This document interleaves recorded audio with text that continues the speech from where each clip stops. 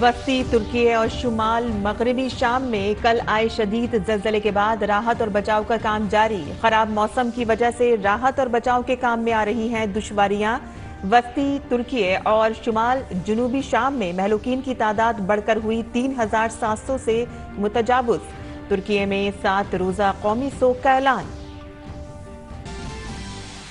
भारत ने तुर्की को हर मुमकिन मदद की पेशकश करते हुए एनडीआरएफ की 2 टीमें भेजी। तिब्बी टीम और डॉग स्क्वाड के साथ साथ जरूरी आलात शामिल। भारत ने हर मुमकिन मदद देने का अज़्म किया इरादा।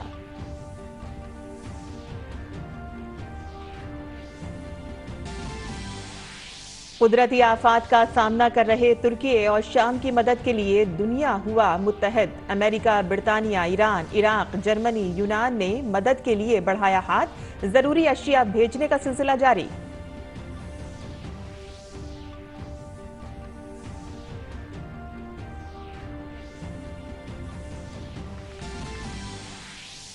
पार्लियामेंट का बजट इजलास जारी। दोनों ऐवानों में सदर जमहूरिया के खिताब पर शुक्रिया की तहरीक पर बहस की तजवीज। लोकसभा में मरकजी वजीर मुख्तलिफ सफहात को रखेंगे ऐवान की मेज पर। हिज़्ब इख्तिलाफ के हंगामे की वजह से ऐवान की कार्रवाई मुसलसल हो रही है मुतासिर।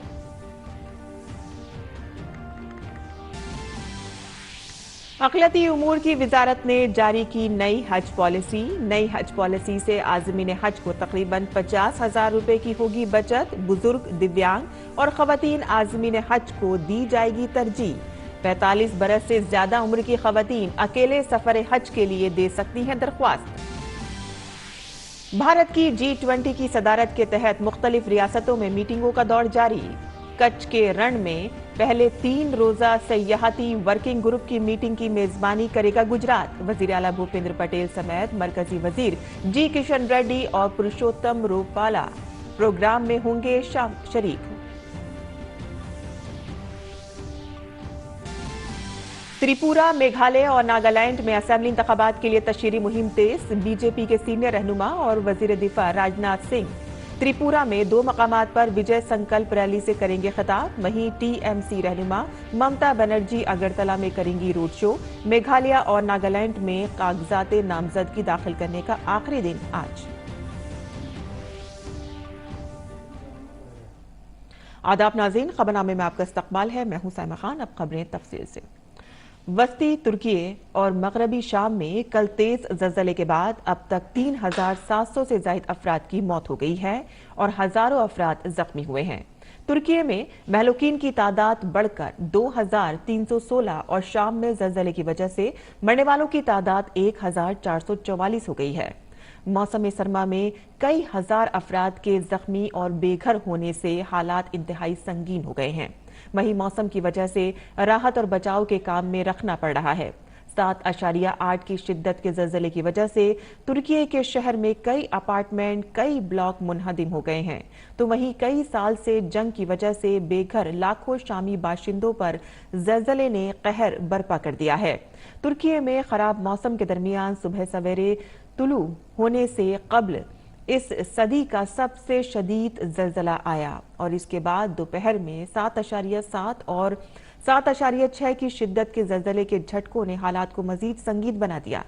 तुर्की के जुनूब में सबसे ज्यादा मुतासरा शहरों में खराब इंटरनेट कनेक्शन और खराब सड़कों की वजह से राहत और बचाव का काम मुतासिर हुआ है। वहीं कुछ इलाकों में दर्जे हरारत 0 से कम होने का इम्कान है। मलबे में फंसे या बेघर अफराद के लिए हालात खराब होते जा रहे हैं। वहीं तुर्की और शाम में आने वाले शदीद जलजले से 3,700 से ज्यादा अफराद हलाक हो चुके हैं। भारत ने इस मुश्किल वक्त में तुर्की को हर मुमकिन मदद की पेशकश की है। राहत और बचाव के कामों के लिए हुकूमत हिंद ने एनडीआरएफ की 2 टीमें भेजी हैं, जिनमें 100 एनडीआरएफ एहलकारों के साथ साथ खुसूसी तौर पर तरबियत याफ्ता डॉग स्क्वाड और राहत और बचाव के कामों के लिए जरूरी सामान भी शामिल है। इसके अलावा तरबियत याफ्ता डॉक्टरों और पैरामेडिकल स्टाफ की मेडिकल टीम के अलावा जरूरी अद्वियात भेजने की तैयारी की जा रही है। ये इमदादी अशिया तुर्की की हुकूमत और अंकारा में भारतीय सिफारतखाने और इस्तांबुल में कॉन्सुलेट जनरल ऑफिस के साथ मिलकर भेजी जा रही हैं। वहीं तुर्की और शाम में आए जलजले के बाद दुनिया भर के ममालिक मदद के लिए आगे आ रहे हैं। अमेरिकी वजीर खारजा एंटनी ब्लिंकन ने जलजले से हुए नुकसानात के बारे में तुर्की के वजीर खारजा मेवलूट कैवलोसगलू से फोन पर बातचीत की। महकमा खारजा के तर्जुमान नेट प्राइस ने कहा है कि अमेरिका तुर्की और शाम दोनों मुल्कों को दस्तयाब वसाइल फराहम करने के लिए तैयार है। दरियासना व्हाइट हाउस ने इत्तला दी है कि अमेरिकी सदर जो बाइडेन जल्द ही तुर्की के सदर रजब तैयब उर्दगान से बातचीत करेंगे। आला अमेरिकी रहनुमा की जानिब से तुर्की को इमदाद फराहम करने की बात करने के बाद बाइडेन अपने तुर्क हम मनसब से भी बातचीत करेंगे।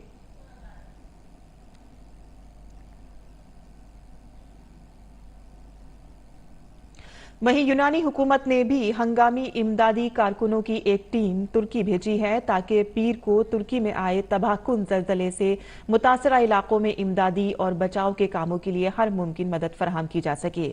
इसके साथ ही डॉग स्क्वाड, डॉक्टरों की टीम और बड़ी मिकदार में इमदादी सामान भी रवाना किया गया है। और इसी दौरान यूनान के वजीर आजम किरियाकोस मित्सोतास्की और सदर कैरेटिना साकेलोपोलोवो ने भी तुर्क सदर रजब तैयब उर्दगान को फोन किया और हर मुमकिन मदद की बात की।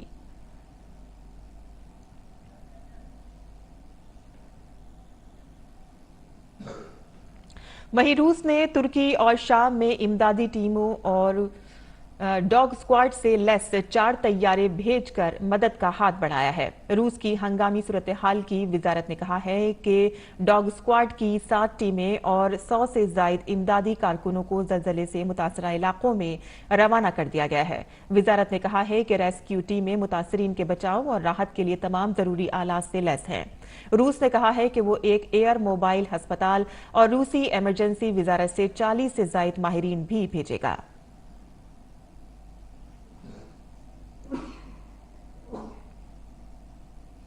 और मजीद खबरों की जानिब अब रुख करते हैं, जहां पार्लियामेंट का बजट इजलास जारी है और दोनों ही ऐवानों में आज सदर जमहूरिया के खुतबे पर बहस की तजवीज है। लोकसभा में मरकजी वुज़रा मुख्तलिफ मामलों को ऐवान की मेज पर रखेंगे। ख्याल रहे कि अपोजिशन के हंगामे के सबब दोनों ही ऐवानों की कार्रवाई में मुसलसल रुकावटें आ रही हैं। कल भी ऐवान की कार्रवाई नहीं चल सकी। अपोजिशन की जानिब से राज्यसभा में 10 नोटिस दिए गए थे और अपोजिशन अडानी के मामले पर बहस चाह रही थी, लेकिन चेयरमैन जगदीप धनखड़ ने ज़ाब्तों का हवाला देकर उनके मुतालबे को मुस्तरद कर दिया। जबरदस्त शोर शराबे के दरमियान राज्यसभा के चेयरमैन जगदीप धनखड़ ने पहले ऐवान की कार्रवाई दोपहर 2 बजे तक के लिए मुलतवी की और उसके बाद पूरे दिन के लिए मुलतवी कर दी गई। लोकसभा में भी ये नजारा देखने को मिला। लोकसभा की कार्रवाई शुरू होते ही अपोजिशन के अरकान स्पीकर की मेज के सामने आकर नारेबाजी करने लगे। स्पीकर ने बार बार अपोजिशन के अरकान से अपनी नशिस्त पर जाकर बैठने की अपील की। अपोजिशन के रुकन अडानी के मामले पर मुसलसल नारेबाजी करते रहे और जेपीसी की तश्कील का मुतालबा कर रहे थे। इसके बाद लोकसभा की कार्रवाई दोपहर 2 बजे तक के लिए मुलतवी कर दी गई। 2 बजे के बाद ऐवान की कार्रवाई पूरे दिन के लिए मुलतवी कर दी गई।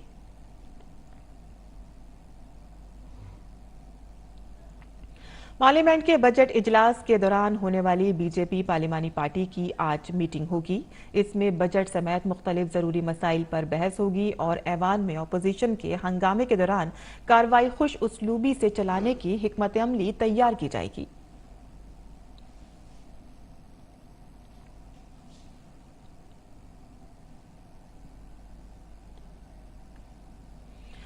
G20 के हिस्से के तौर पर सयाहत वर्किंग ग्रुप की पहली मीटिंग आज कच्छ के ढोडो में शुरू होगी। सयाहत के मरकजी वजीर जी किशन रेड्डी, मवेशी परवरी के वजीर पुरुषोत्तम रूपाला और वजीर आला भूपेंद्र पटेल कल मीटिंग का इफ्तिताह करेंगे। मीटिंग में G20 ममालिक, मदु ममालिक और बैनुल-अक़वामी तंजीमों के नुमाइंदों समेत तकरीबन 100 नुमाइंदे हिस्सा लेंगे और ये नुमाइंदे सयाहत से मुतालिक मुख्तलिफ अहम मसाइल पर गौर-व-ख़ौज़ करेंगे। मीटिंग में सब्ज सयाहत, डिजिटलाइजेशन, हुनरमंदी, सयाहत, MSME और मंजिल के इंतजाम जैसे मसाइल पर तवज्जो मरकूज की जाएगी। सयाहत वर्किंग ग्रुप की 4 मीटिंगें होंगी जो मुल्क के मुख्तलिफ मकामात पर G20 के हिस्से के तौर पर मुनक़िद की जाएंगी।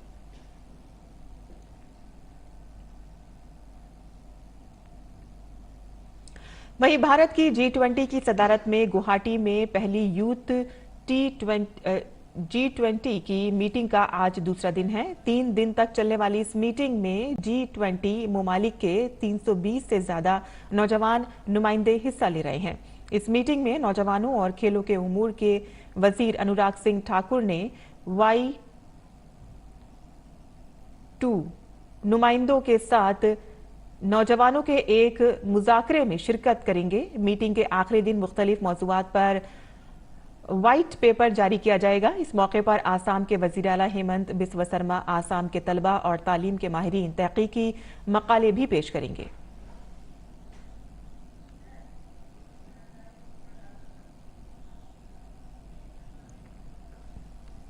वहीं भारत की G20 की सदारत में बेंगलुरु में जारी एनर्जी ट्रांसफर वर्किंग ग्रुप का आज तीसरा दिन है। इस मीटिंग में तवानाई की मुंतकली से मुतालिक पहलुओं पर गौर खौस किया जा रहा है। मीटिंग के दूसरे दिन तरजीह वाले इलाकों जैसे कि साफ तवानाई तक हमागीर रसाई और मुनसिफाना सस्ती और जामे तवानाई की मुंतकली के रास्ते पर गौर किया गया। G20 रुकन ममालिक ने भी जारी सनतों को डीकार्बोनाइजर करने के लिए लागत के मौसर हल पर भी तबादला ख्याल किया गया। इसके अलावा 2030 तक तवानाई की कारकर्दगी को बेहतर बनाने के लिए स्ट्रेटेजिक प्लान पर गौर किया गया। रुकन ममालिक ने काबिल तजदीद तवानाई की मतलूबा फरहमी को पूरा करने में मालियाती चैलेंजेस पर भी तबादला ख्याल किया और इस बात पर जोर दिया कि तवानाई की सलामती से समझौता नहीं किया जाना चाहिए।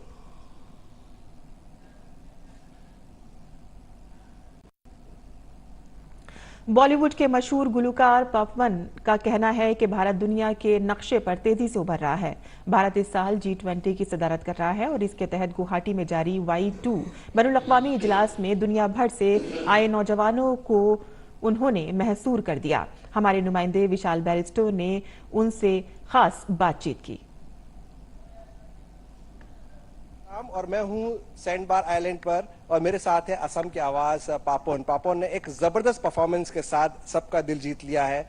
पापोन, असम की आवाज और युवा पूरी तरह से झूम रहे थे, कैसा लग रहा था आपको एक चांदनी रात और सैंडबार आइलैंड? बहुत ही अच्छा लग रहा था। ये माहौल जो हुआ है यहाँ, आई थिंक ये मैं बहुत घुमा हूँ, घुमक्कर है मेरा नाम, देश विदेश घूमता रहता हूँ। ऐसा नदी शायद दुनिया में ही कम है जहाँ इस तरह के जो वाइट रिवर बीच, आपने भी देखा ऐसा रिवर बीच नहीं देखा आपने, ऐसा वाइट सैंड्स इतना वाइड एरिया में।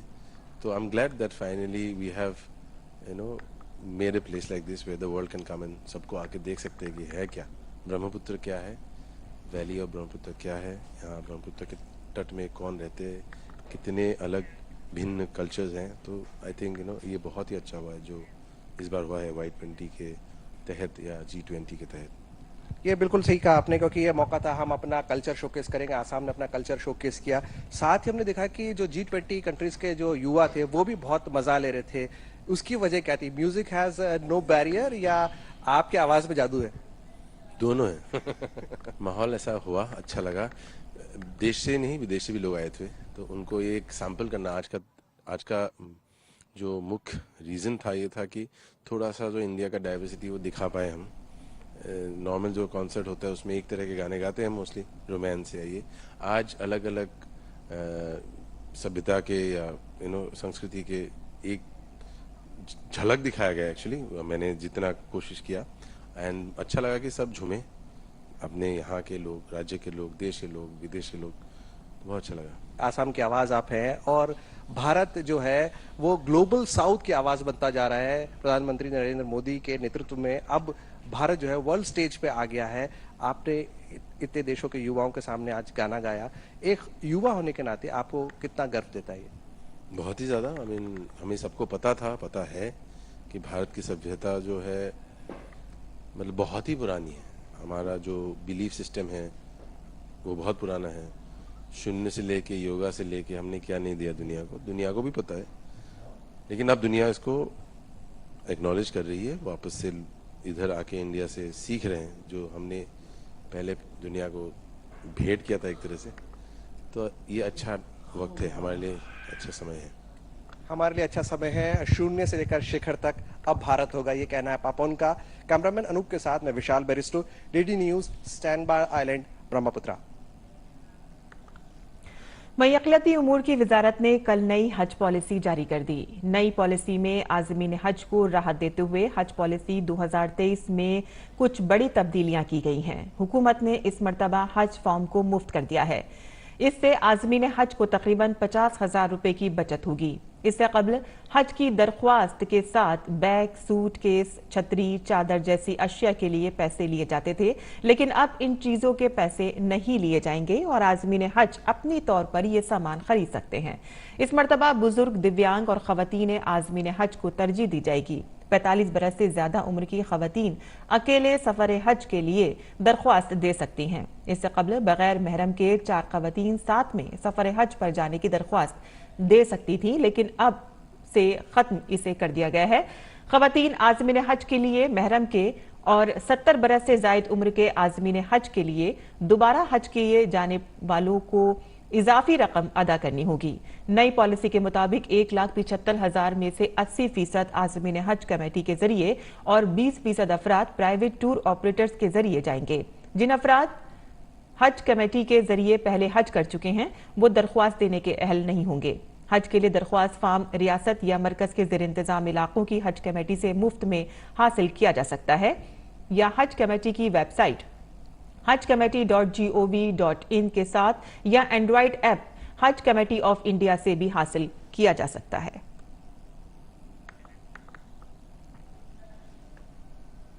और इसी सिलसिले में मजीद मालूमात के लिए बात करते हैं हमारे नुमाइंदे शैलेंद्र मिश्र से। शैलेंद्र, ये जो नई हज पॉलिसी सामने आई है, किस तरह से ये मददगार साबित होगी जो आने वाले हज के लिए जो लोग फॉर्म भरने वाले हैं? देखिए, 4-5 बहुत महत्वपूर्ण बिंदु है इस नई नीति में। पहला बिंदु यह है कि जो फार्म है जिसके लिए 300 रुपए चुकाने होते थे वो अब मुफ्त कर दिया गया है। और चूंकि वास्तविक तौर पर हज जाने वाले यात्रियों के मुकाबले फार्म भरने वालों की संख्या कई गुना होती थी और ऐसे में उन्हें ये पैसा चुकाना होता था, लेकिन अब कोई पैसा चुकाना नहीं होगा जब आप फार्म भरते हैं। जब भी आप फार्म के जरिए इस बात की इच्छा जताते हैं कि आप हज के लिए जाना चाहते हैं। और दूसरी बात यह है कि जो हज के लिए हाजी जाएंगे उनको हज कमेटी को तकरीबन 40,000 रुपए से ज्यादा और सब बाकी जो सामान खरीदने के लिए वो हज कमेटी से खरीदे जाते थे तो तकरीबन 50,000 रुपए जमा कराने पड़ते थे हर हाजी को। वो अब पैसे जमा नहीं कराने होंगे, तो एक तरह से कहें बहुत बड़ी राहत होगी। जो हज के लिए जाने वाले लोग हैं उनको इस तरह का पैसा जमा नहीं कराना होगा, क्योंकि अब वो जो उन्हें जो सामान ले जाना है वो खुद से खरीद सकते हैं और बाकी जो पैसा जमा कराने की जो अनिवार्यता है वो खत्म हो गई। तकरीबन 50,000 रुपए की एक राहत कह सकते हैं उन हाजियों को मिलेगी जो देश से हज के लिए जाना चाहते हैं।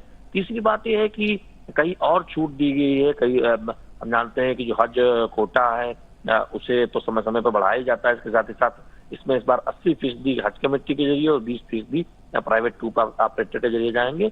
और इसके साथ ही साथ एक महत्वपूर्ण बात यह है कि हज के लिए जो उड़ान भरने वाली जो जगह है, कई बार ऐसा होता था कि दूसरे राज्य के जरिए जाना पड़ता था, क्योंकि उड़ान भरने की जो जगह है वो कम होती थी, तो ऐसे में उनकी संख्या 25 कर दी गई है। तो निश्चित तौर पर बहुत राहत मिलेगी हज जाने वाले जो हाजी हैं उनको इस फैसले से। और नई नीति में कई और बदलाव किए गए हैं, कई और सहूलियत दी गई है। तो हम ये कह सकते हैं कि एक बड़ी खुशी की खबर है कि जो हज की यात्रा करना चाहते हैं उनको आर्थिक राहत तो मिली ही है, थोड़ी प्रक्रिया आसान बनाई गई है और फार्म भी मुफ्त कर दिया गया है। यानी अगर उन्हें हज जाने का मौका नहीं मिलता तो उन्हें वो फार्म की कीमत भी चुकानी नहीं होगी, क्योंकि फार्म भरना पूरी तरह से मुफ्त।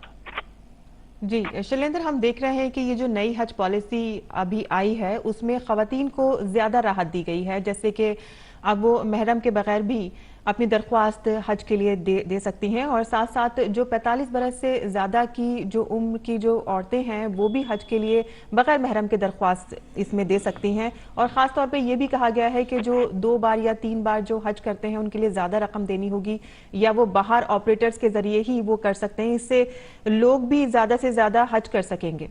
जी देखिए, पहली बात तो यह है कि बगैर महरम के महिलाएं जा सके हज, ये इसी सरकार ने इस फैसले को लागू किया था और महिलाओं को जाने का मौका मिला था। लेकिन एक अनिवार्यता थी कि वो ग्रुप में जा सकती हैं, तो कम से कम 4 लोग होना जरूरी है। लेकिन अब भी ये कहा गया है कि 45 साल से ऊपर की जो महिलाएं हैं वो अकेले भी हज यात्रा के लिए जा सकती हैं। तो ये एक बहुत बड़ी राहत है चूंकि कई बार संभव नहीं होता कि वो समूह बनाकर ही वो हज यात्रा के लिए जाए, तो ऐसे में निश्चित तौर पर एक उम्र सीमा का निर्धारण करते हुए ये अब इस बात में बदलाव किया गया है कि ऐसी महिलाएं जिनकी उम्र 45 साल से ज्यादा है वो अकेले भी हज यात्रा पर जा सकती है। तो वो एक बहुत महत्वपूर्ण बदलाव हम देखते हैं। इसके साथ ही साथ कई अन्य सहूलतें भी हज नीति में दी गई है। जी शैलेंद्र, बहुत बहुत शुक्रिया इस तमाम तफसीलात के लिए। और आगे बढ़ते हैं, जहां त्रिपुरा, मेघालय और नागालैंड में असेंबली इंतखाबात के लिए तशहीरी मुहिम तेज हो गई है। तमाम सियासी जमातों के रहनुमा राय दहिंदगान को अपनी तरफ मुतवज्जह करने की भरपूर कोशिश कर रहे हैं। बीजेपी के सीनियर लीडर और वजीर दिफा राजनाथ सिंह त्रिपुरा में 2 मकामात पर विजय संकल्प रैली से खिताब करेंगे।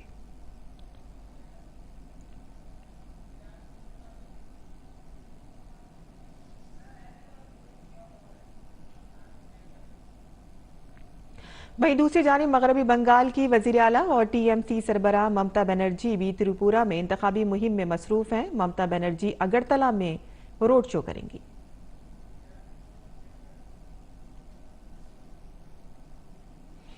नागालैंड असेंबली इंतखाबात के लिए पर्चा नामजदगी दाखिल करने का आज आखिरी दिन है। कागजात नामजदगी की जांच 8 फरवरी को होगी और 10 फरवरी तक नाम वापस लिए जा सकते हैं। पोलिंग 27 फरवरी को होगी और वोटों की गिनती 2 मार्च को होगी।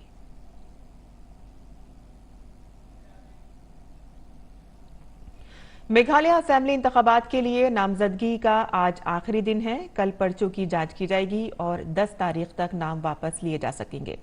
असेंबली के 60 अरकान के इंतखाब के लिए रियासत के सभी 12 अजला में इस महीने की 27 तारीख को पोलिंग होगी।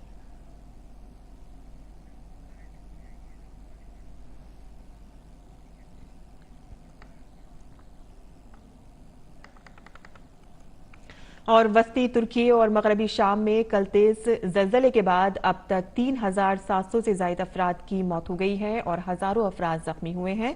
तुर्की में महलूकीन की तादाद बढ़कर अब 2,316 और शाम में जलजले की वजह से मरने वालों की तादाद 1,444 हो गई है। मौसम सरमा में कई हजार अफराद के जख्मी और बेघर होने की हालात इंतहाई संगीन है और ऐसे में दुनिया ने तुर्की की तरफ मदद का हाथ बढ़ाया है। इससे मुतालिक मजीद तफसीलात के लिए बात करते हैं हमारे नुमाइंदे मालिक अख्तर से। मालिक अख्तर, जैसे कि हम देख रहे हैं कि भारी नुकसान हुआ है ज़लज़ले की वजह से और तमाम तर मुमालिक जो हैं वो तुर्की की मदद के लिए इस वक्त सामने आए हैं। भारत की तरफ से भी काफ़ी मदद भेजी गई है और आगे भी भेजी जाएगी, और क्या तफसीलात हैं आपके पास? सायमा, ये इतनी बड़ी तबाही है वहां पर तुर्की और शाम में जलजले से कि जिसके बाद पूरी दुनिया जो है वो मदद के लिए दौड़ पड़ी है। और जिन ममालिक ने इस आफत का सबसे पहले नोटिस लिया और मदद के लिए हाथ बढ़ाया उनमें भारत शामिल है। वज़ीर-ए-आज़म नरेंद्र मोदी कल इंडिया एनर्जी वीक के एक तकरीब के सिलसिले में बेंगलुरु में थे और वहां उन्होंने अपनी तकरीर की शुरुआत ही इस जलजले के जिक्र से की और उन्होंने कहा कि हम हर मुमकिन मदद के लिए मौजूद हैं। और उसके फौरन बाद वज़ीर-ए-आज़म की हिदायत पर वज़ीर-ए-आज़म के दफ्तर में कैबिनेट सेक्रेटरी की सदारत में एक इजलास हुआ जिसमें तुर्की में जो सूरत हाल है उसका जायजा लिया गया।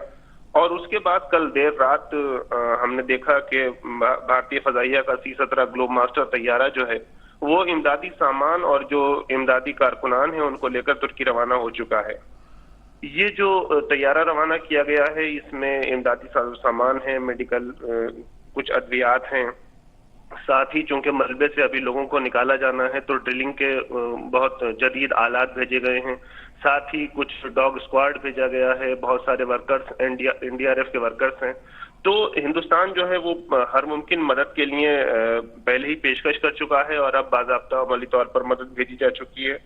भारत के अलावा 45 ममालिक तकरीबन ऐसे हैं जिन्होंने मदद का वादा किया है और इमदाद वहां पर रवाना की है। हालात इतने संगीन हैं कि जो भी मदद वहां पर भेजी जा रही है जाहिर है उसके बाद भी बहुत सारी इमदाद की दरकार है। अक़वाम मुत्तहिदा के सेक्रेटरी जनरल ने दुनिया भर से अपील की है कि वो इस मौके पर जो ज़लज़ला मुतासरीन हैं उनकी मदद के लिए आगे आएं। और चूंकि मौसम वहां पर बहुत सख्त है, बारिश है, सर्दी बहुत ज्यादा है, लोग डर की वजह से घरों में वापस नहीं जा रहे हैं, सड़कों पर रात गुजारने को मजबूर हैं। उसकी वजह से भी जो इमदाद का काम है वो मुश्किल हो रहा है।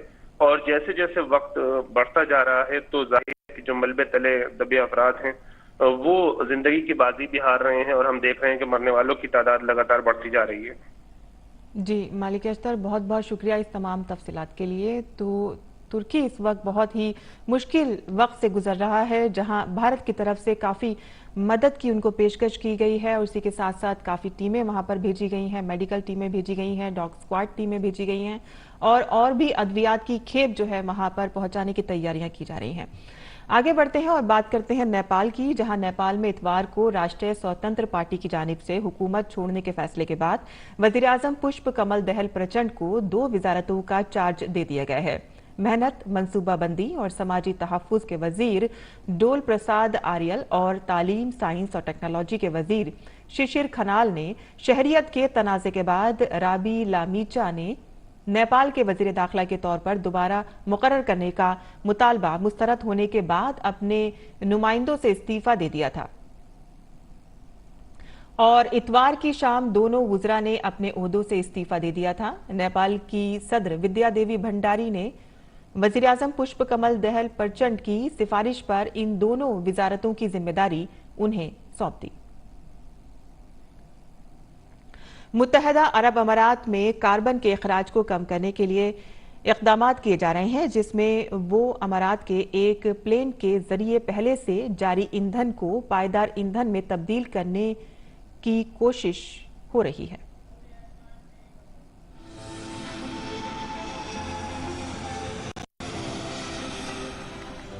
बदलते मौसम और बढ़ते दर्जे हरारत से अपनी सैयारी को बचाने के लिए हर मुल्क कम से कम कार्बन का अखराज करने की कोशिश में लगा हुआ है।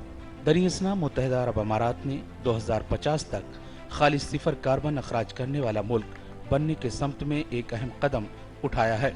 दुबई इंटरनेशनल एयरपोर्ट पर अमारात ने अपने बोइंग 777-300ER तैयारी की नुमाइश की, जिसका एक इंजन मुकम्मल तौर पर पायदार हवाबाजी के ईंधन पर चलेगा। मुत्तहदा अरब अमारात ने पहले से चले आ रहे जेट के पायदार ईंधन का मुरक्कब बनाने के लिए GE एरोस्पेस, बोइंग, हनीवेल, नेस्टे और वेरिएंट नाम की कंपनियों के साथ शराकतदारी की है। हम यहाँ सस्टेनेबल एविएशन फ्यूल को प्रमोट करने के लिए मौजूद हैं। साथ ही हम ये भी चाहते हैं कि सस्टेनेबल एविएशन फ्यूल को पूरी तरीके से मान्यता मिल जाए। ऐसी कोशिश की जा रही है कि एक वक्त के बाद तैयारे के सभी इंजनों को पायदार ईंधन पर पूरी तरह से मुनस्सिर कर दिया जाए। मुत्तहदा अरब अमारात को नेट सिफर कार्बन अखराज वाला मुल्क बनाने के लिए पायदार ईंधन एक अहम कदम साबित हो सकता है। Bureau report, DD news Urdu खबरें। और अब जान लेते हैं मुल्क भर के मौसम का मिजाज।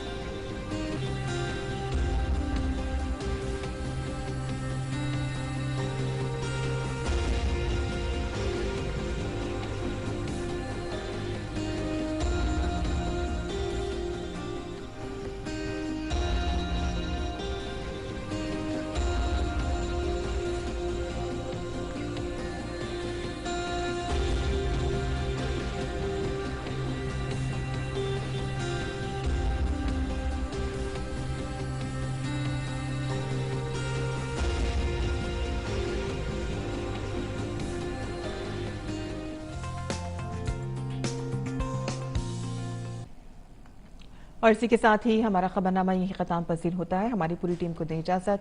आदाब।